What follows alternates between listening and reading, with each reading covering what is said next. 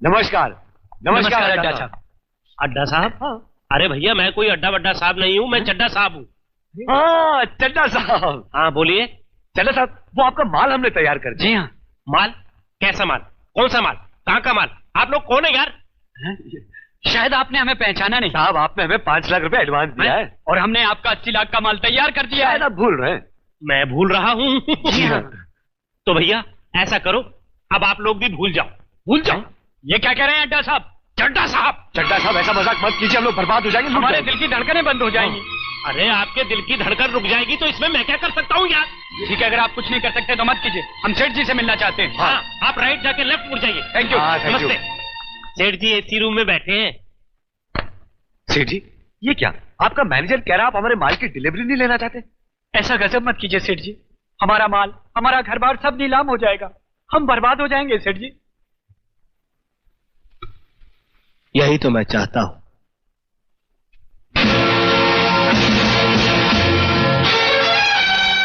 कृष्णा? हाँ, वही आप लोगों का 2 कौड़ी का नौकर कृष्णा। वही कृष्णा जिसे कुत्ता कहकर उसके मुंह पर चांटा मारा गया था। वही कृष्णा जिस पर चोरी का झूठा इल्जाम लगाकर उसे घर से बाहर निकाल दिया गया था। ओह, तो इस बात का बदला ले रहे हो तुम?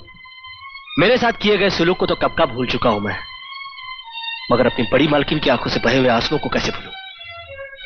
मेरे साहब जी के सीने पर तुम लोगों ने जो जख्म दिए उन्हें कैसे भूलूं मैं? याद है बुरे वक्त में तुम लोगों का गिरगिट की तरह रंग बदलना? याद है गारंटी पेपर पर दस्तखत करने से इनकार करना? याद है कर्जदारों को दरवाजे पे से कार को ले जाना? याद है साहब जी को जबरदस्ती सिगारेट छोड़ने पर मजबूर करना?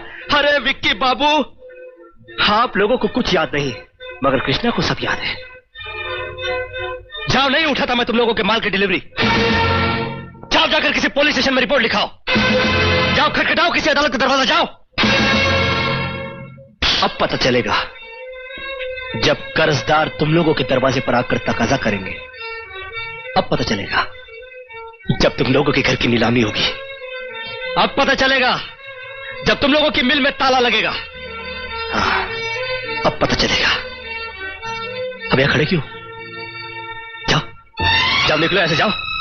इससे पहले कि मेरे दरबार आकर तुम्हें यहां से धक्के मारकर निकाल ले, निकल जाओ यहां से। मैं कहता हूं निकल जाओ।